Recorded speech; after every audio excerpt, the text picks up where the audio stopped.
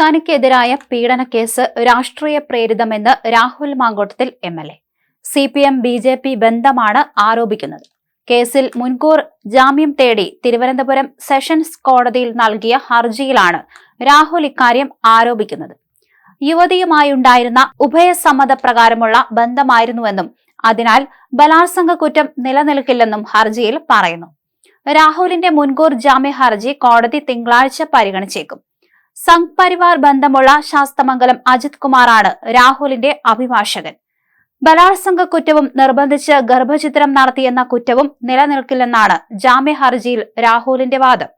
Social മീഡിയയിലൂടെ യുവതിയാണ് ആദ്യം സൗഹൃദം തുടങ്ങിയത്.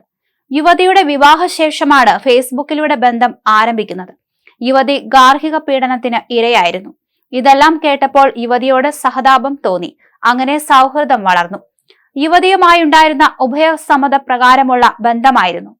താൻ കാരണം ഗർഭിണിയായെന്ന് പറയുന്നത് തെറ്റാണ്. താൻ ഗർഭിണിയാക്കിയിട്ടില്ല. ഗർഭം അലസിപ്പിക്കാൻ യുവതി സ്വയം മരുന്നു കഴിച്ചതാണ്. അതിനാൽ താൻ എങ്ങനെയാണ് പ്രതിയാവുകയെന്നും ഹർജിയിൽ ചോദിക്കുന്നു. ബന്ധമുണ്ടായിരുന്ന സമയത്തെ വാട്സപ്പ് ചാറ്റുകളടക്കം യുവതി സൂക്ഷിച്ചു. ഇത് രാഷ്ട്രീയ ഗൂഢാലോചനയുടെ ഭാഗമാണ്. CPM BJP ബന്ധമാണ് ഇതിന് പിന്നിൽ. ഈയൊരു കേസിലൂടെ ശബരിമല സ്വർണക്കൊള്ളയുടെ നാണക്കേട് മറയ്ക്കാനാണ് സർക്കാരിന്റെ നീക്കം. യുവതി മുഖ്യമന്ത്രിക്ക് പരാതി നൽകിയതോടെ തന്നെ കേസിന്റെ രാഷ്ട്രീയമാനം വ്യക്തമായെന്നും ഹർജിയിൽ പറയുന്നുണ്ട്. യുവതിയുടെ ഭർത്താവ് BJP നേതാവാണ്. യുവതി ജോലി ചെയ്യുന്ന സ്ഥാപനവും തനിക്കെതിരെ കേസ് കൊടുക്കാൻ സമ്മർദ്ദം നടത്തി. ഇത് പറയുന്ന ഓഡിയോ കയ്യിലുണ്ടെന്നും രാഹുൽ പറയുന്നു. ഇതോടെ പ്രോസിക്യൂഷനും ശാസ്തമംഗലം അജിത്തും തമ്മിലെ വാദം നിർണായകമാകും. കോടതിയുടെ തീരുമാനവും നിർണായകമാകും. ഇരയായ പെൺകുട്ടി പോലീസിന് നൽകിയ മൊഴിയുടെ വിശദാംശങ്ങൾ പുറത്തു വന്നിരുന്നു. മാങ്കൂട്ടത്തിൽ നിർബന്ധിച്ച് ഗർഭചിത്രം നടത്തിയെന്ന് അതിജീവിത മൊഴിയിൽ പറയുന്നു.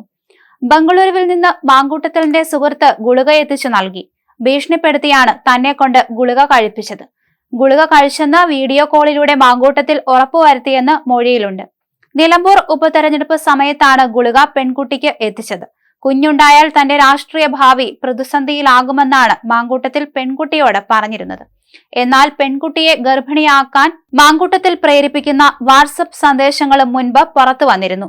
നീ ഗർഭിണിയാകാൻ തയ്യാറെടുക്കൂ, നമ്മുടെ കുഞ്ഞിനെ വേണം എന്നായിരുന്നു മാങ്കൂട്ടത്തിലിന്റെ സന്ദേശം. പിന്നീട് ഗർഭധാരണത്തിന് ശേഷമാണ് അശാസ്ത്രീയ ഗർഭചിത്രത്തിന് പെൺകുട്ടിയെ മാങ്കൂട്ടത്തിൽ നിർബന്ധിച്ചത്. സമ്മതമല്ലെന്ന് അറിയിച്ചപ്പോൾ ഭീഷണിപ്പെടുത്തി. ഗർഭചിത്രത്തിന് കഴിയില്ലെന്ന് പറഞ്ഞപ്പോഴെല്ലാം മാങ്കൂട്ടത്തിൽ അസഭ്യം വിളിച്ചു. കുഞ്ഞ് വേണമെന്നുള്ളത് ആരുടെ ആഗ്രഹമായിരുന്നുവെന്നും ഇപ്പോൾ എന്തിനാണ് ഗർഭചിത്രത്തിന് നിർബന്ധിക്കുന്നതെന്നും പെൺകുട്ടി മാങ്കൂട്ടത്തിലിനോട് ചോദിക്കുന്ന ശബ്ദരേഖയും പുറത്തു വന്നതാണ്. ഗർഭചിത്രത്തിന് താല്പര്യമില്ലായിരുന്നുവെന്നും മാങ്കൂട്ടത്തിലിന്റെ ഭീഷണിയെ തുടർന്നാണ് സമ്മതിച്ചതെന്നും മൊഴിയിലുണ്ട്. ഗുളിക കഴിച്ച ശേഷം ഗുരുതരമായ ആരോഗ്യ പ്രശ്നങ്ങളുണ്ടായി. 20 പേജ് വരുന്ന മൊഴിയാണ് റൂറൽ SP-ക്ക് പെൺകുട്ടി നൽകിയത്.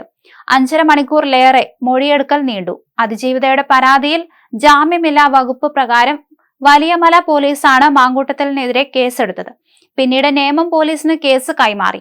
ലൈംഗിക പീഡനം, ഗർഭചിത്രത്തിന് പ്രേരണ, വധഭീഷണി തുടങ്ങിയ ആരോപണങ്ങൾ ഉന്നയിച്ച് അതിജീവിത പരാതി നൽകിയതിനെ തുടർന്നാണ് കേസ്. 10 വർഷം മുതൽ ജീവപര്യന്തം വരെ തടവ് ശിക്ഷ ലഭിക്കാവുന്ന കുറ്റങ്ങളാണ് ചുമത്തിയിരിക്കുന്നത്. വിശ്വാസവഞ്ചന കുറ്റവും കോൺഗ്രസ് നേതാവിനെതിരെ ചുമത്തിയിട്ടുണ്ട്.